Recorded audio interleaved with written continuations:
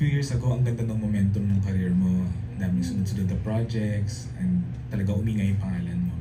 But as you all know, may mga personal challenges na dumating. So, paano mo yun hinarap? And when you look back, do you think parang nasasayangan ka ba na parang medyo naputol siya yung momentum?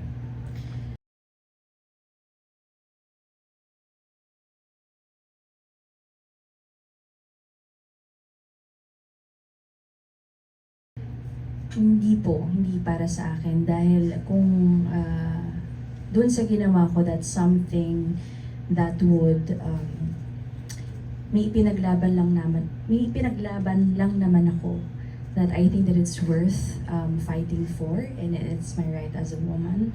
And I don't see it honestly as a like a negative thing, or parang na-stop yung momentum. It's I did that not just for myself, but it's also I would really want to be a reminder for every human being, you know, na nakaranas nun, that okay lang, may boses tayo.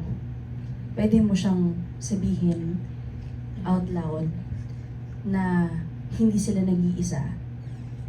Kasi andito din ako, nangyari din siya sa akin. So I don't see that as a negative thing. In fact, that actually made me even more stronger as a woman.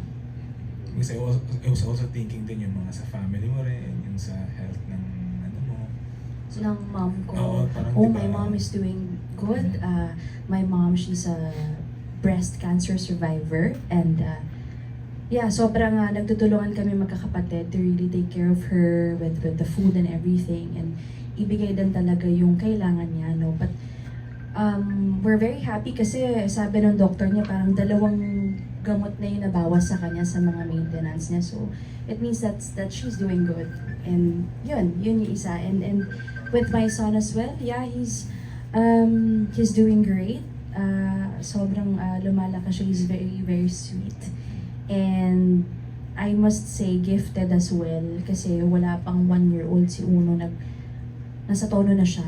Sinasabayan na niya yung mga nursery rhymes, ganyan. Tapos, pagka narinig niya ng 2 beses lang, no, memorize niya na kagad yung kanta, alam niya na kagad yung tono. So sabi ko, okay, mukhang may pinagmanahan talaga siya. Ayun. pero yun na lang, where did you parang draw strength yung mga Of course with challenges God, na yan? yeah. Of course with God. I wouldn't be here without the grace of God talaga. And yun lang talaga. And hindi, again, I cannot do this alone. I have people with me, beside me, who are praying with me and praying for me. And that's a very big thing. And ever since naman po, I'm very vocal with my faith.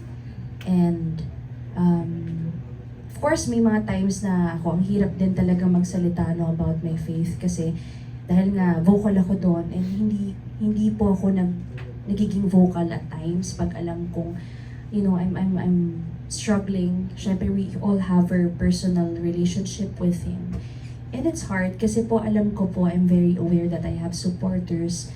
I gained supporters because of my faith and because of my voice, kasi nga I'm very vocal with that, and that's why I'm very careful po with that. When I know that personally I'm dealing with something important, or I'm struggling with something with our relationship, with my relationship with God, it's hard to, you know, say things. Ayoko naman po na mag-share ako ng mga inspiring things para lang po masabi na okay ako, but in reality alam ko namang hindi. And hindi ko po kayang gawin yun. And ever since, I'm always true as much as possible.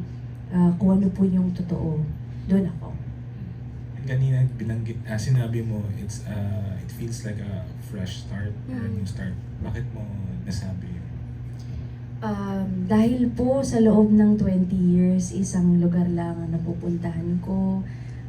Sa loob ng 20 years, super familiar faces po lang ang nakikita ko. Of course, pagdating ko with Tito talagang, I see some familiar faces. Of course, I'm very happy with that. But of course, syempre po, yung yung unang tapak niyo pa po dito sa building, syempre po talagang ramdam mong iba, ramdam mong